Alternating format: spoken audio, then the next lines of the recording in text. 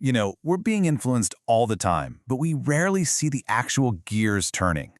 Today, we're going to map one of the most powerful tools of control out there, flattery. And I'm not talking about simple compliments. I'm talking about praise that's engineered to slip past your judgment and get you to comply all without you ever really noticing. Think about it. A well-placed compliment it dissolves tension, right? It makes us lower our defenses. But what's really going on in that exchange? Why is praise so incredibly effective, even when we have a nagging feeling that it might not be 100% sincere? So first things first, we have to completely reframe how we see this. Praise isn't a gift, it's a signal. And you should probably think of it like a psychological Trojan horse, It's designed to get past your walls disguised as this friendly, harmless offering. And this right here, this is a huge shift in perspective. We're all conditioned to think praise is just, social kindness. But the psychological reality is that praise is an access tool. It's a key specifically designed to unlock your receptiveness to whatever someone wants next. And here's the crucial part. Effective flattery never tries to win a logical argument. It doesn't even play that game. It just bypasses your reason entirely and goes for something way more fundamental, your identity. It confirms the version of yourself you hope is true, which makes you feel understood and validated, not persuaded. Now, this signal isn't some rare, isolated thing. It's a repeating pattern. It's a mechanism that gets applied over and over again in every single area of life where influence matters. You see it everywhere, from sales floors and political rallies to boardrooms, and even in our own relationships. The context is always different, but that underlying psychological lever, it stays exactly the same. So picture a salesperson complimenting your great eye or your impeccable taste. That's not just small talk. It's validating your identity as a smart shopper. And that makes you more agreeable, less focused on the price. It also creates this subtle sense of obligation, like you have to repay their kindness. In politics, it's the same game, just scaled up. Leaders don't just praise people, they praise groups. They'll talk about a community's resilience or hard work. What they're doing is forging an emotional bond. Suddenly, your political beliefs stop being about policy, and they start to feel like a validation of who you are, your core. And what about in the workplace? A manager might praise an employee's loyalty way more than their actual performance. Well, that completely shifts the game. The employee learns that stroking the boss's ego is what gets you ahead. It's a genius way to discourage dissent and critical thinking, isn't it? Okay, so how does this actually work on us, under the hood? The mechanism is kind of like a backdoor into our ego. It's a process that happens completely beneath our conscious radar. It really happens in 3 simple stages.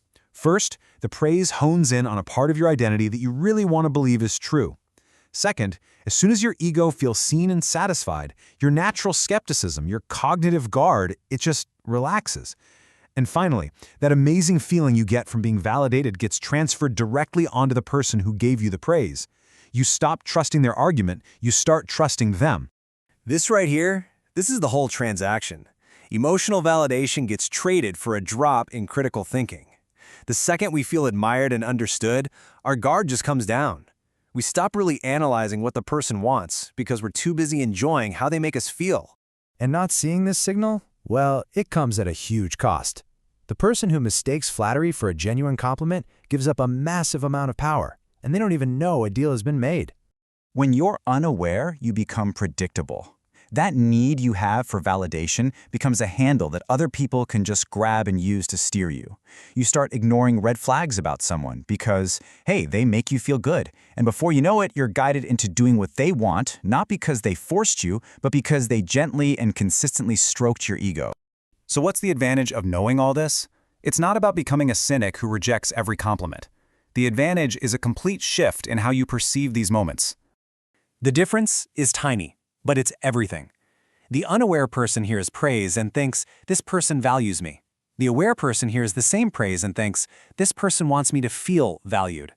That tiny shift from internalizing the message to observing the intent that changes the entire game. So look, the goal here is not to build a fortress against praise. It's simply to see the function behind the words.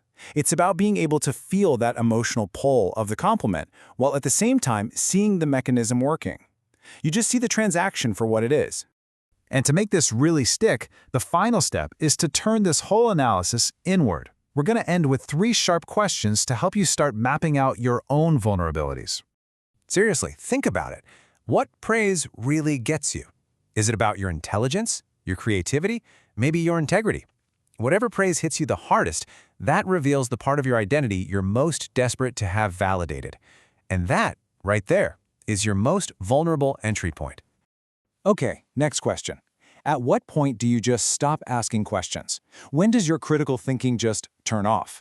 Is it when you hear praise from an authority figure, from someone you're attracted to, from someone you admire? Pinpointing that boundary shows you exactly where validation beats your skepticism, every single time. And finally, the most direct question of all. Who do you trust too easily? The person who just popped into your head is probably a consistent source of validation for you. And the trust you feel for them, it might be based less on their actual character and more on how skilled they are at making your ego feel good.